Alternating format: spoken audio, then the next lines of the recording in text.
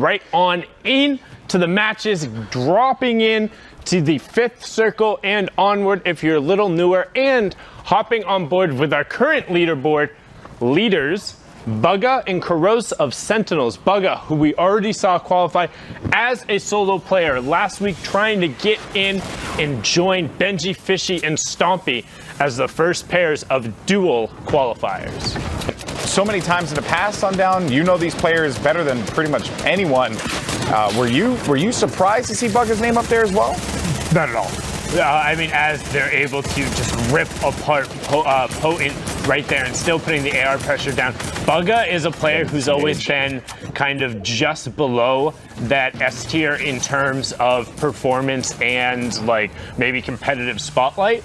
That could have went in a million different directions, and that wasn't what ended up happening was that it went in a million different directions. Yeah. But I'll tell you what, though, Courage, you ain't pulling it off, brother. What? I love you, but it ain't happening. I'm over it. I'll give it a solid 5 out of 7 here, just like the 5 points all of these guys look at that. Have managed to get from the placements. Transition. As you have Saint and Ifa running around on this low ground, catching Enzo on that circle rotation as everyone's desperately trying to remain on the side of this mountaintop. Oh, and using the egg launcher there, but he's going to lay one right in front of that player who went in for the challenge.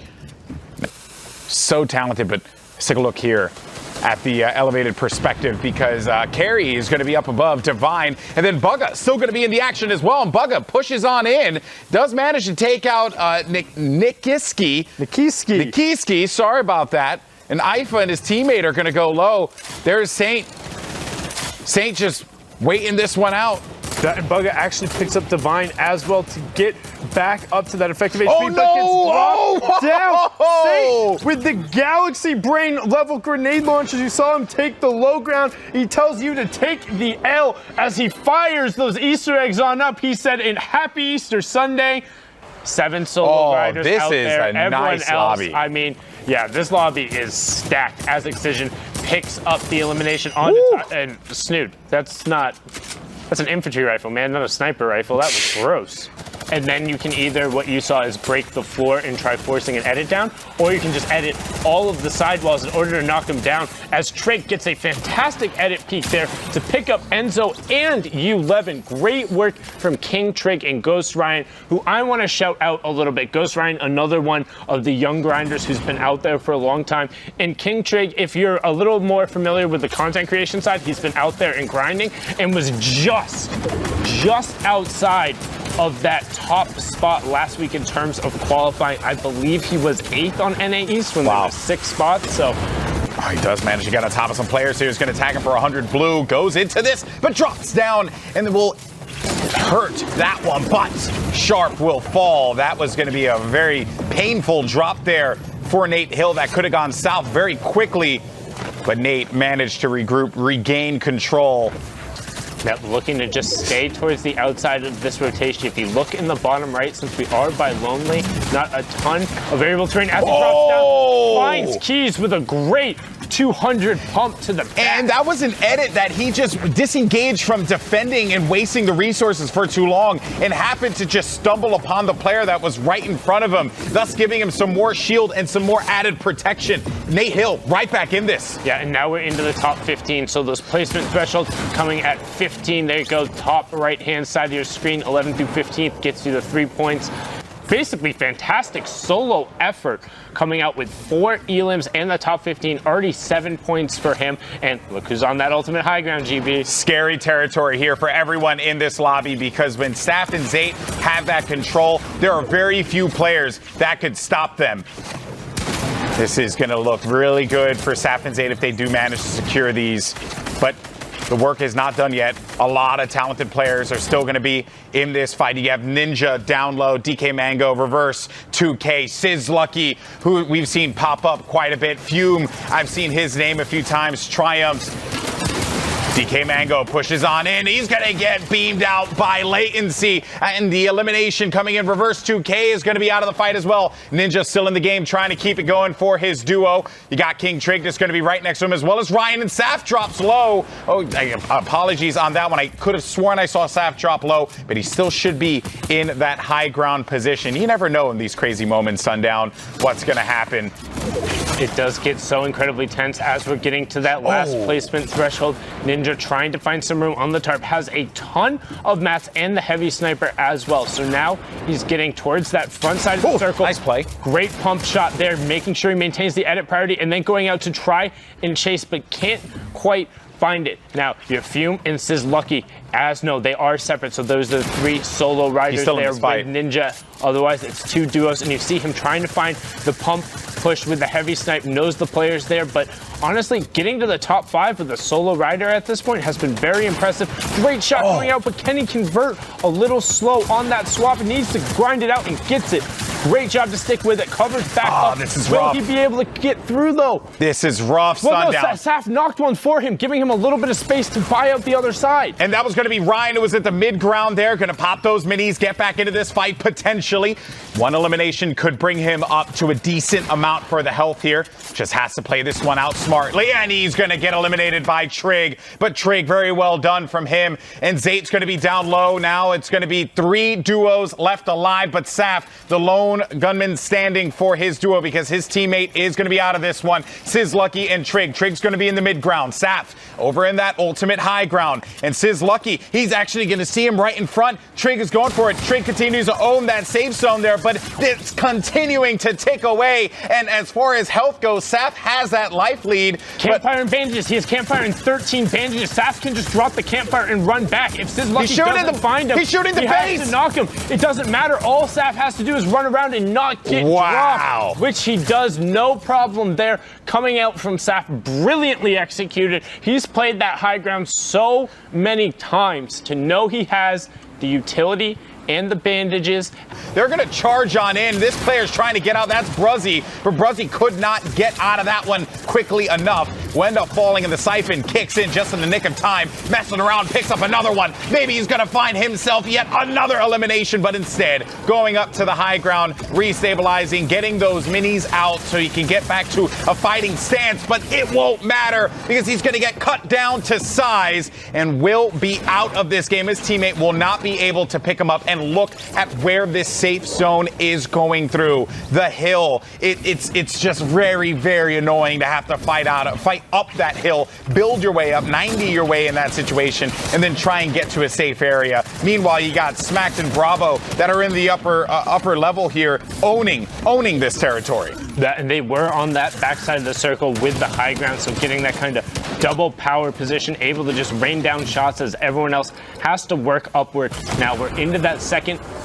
Like the way the game has been rolling at this point. Yeah, and luckily for them, the circle ends up going back over the high ground. So now we're into that top 5. It's all about the eliminations and the victory route from here on out. And Smacked and Bravo still just raining down shots from above. And because they're going over the old builds, they still have a decent amount of materials. Tech going down there to a Klinger, dropped by Smack. So just great gameplay. Now straight up 2v2, Golden Boy. And then cover themselves there. You have Bravo top right, TJ bottom right on the low ground. You can see they're working their way back through the old builds, but that's about to run out. So now they either have to use materials or force conflict, and they're running out of space and mats on the high ground. Here we go, Golden Boy. They're going to go right on in, potentially Smacked. He's looking around. Bravo goes in. He's going to fly on down. TJ's getting hurt outside. Voyle's going to be inside of the box. The Siphon is huge here. And the victory royale picked up for Voyle and TJ. Only 2 eliminations. NA West, and here are what they're playing for. For Oceania, Asia, Brazil, and NA West, 1 spot in the Fortnite World Cup. Europe and NA East, 4 and 3 spots respectively.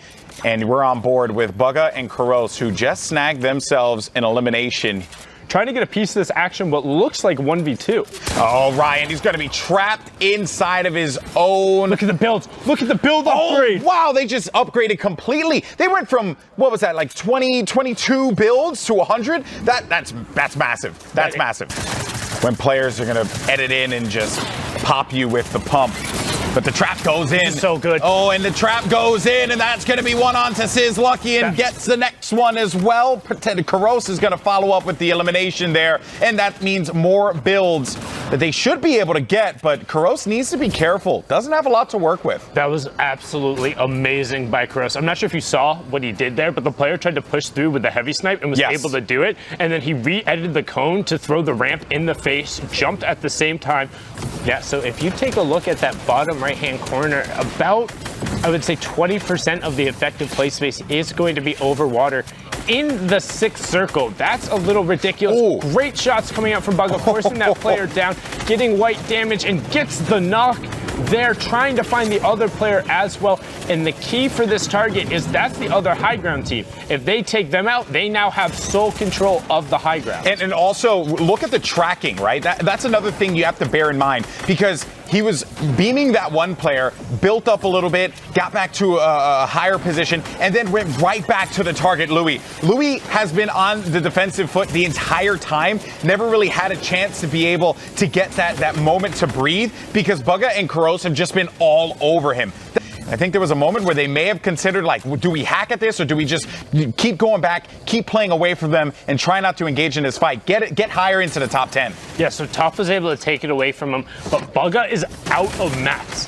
Like, literally has 0. You can see that right below his feet right there. They're opting now to drop down. He's looking for the heavy snipe. Goes for a ridiculous no-scope. Doesn't hit it, but falls up. He can't build in that archway. He needs to be incredibly careful as Kuros gets the knockdown. Bugga could get sneezed on. Needs to find it, but no. Lazarus Kiwi Face picking that one up there. Spirit also getting the confirm. Creo is down, and we're getting closer to that last placement threshold inside the top 10. So 5 points for everyone so far, but now it's all going to be about getting into the top 5, then the victory royale. What a run there from Bugga and Kuros. Now you got Cash and Joey, who have 8 eliminations between the two of them.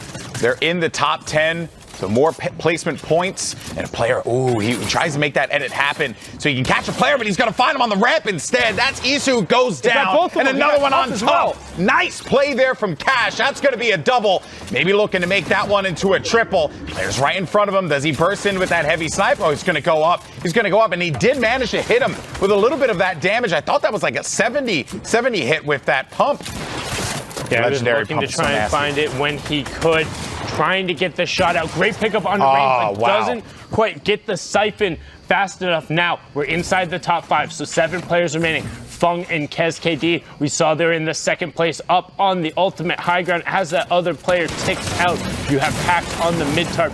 Void and Kiwi Face trying to challenge up, but Void got blown up. And he goes into the Void. Won't be seeing you anymore. Now 2v1v1. Yes, those are 2 different shades of orange and light orange, I think. I don't know. I'm colorblind. I apologize. They are. I got you covered. Okay, cool. I got you covered. Fung in the top right, Pax in the bottom right.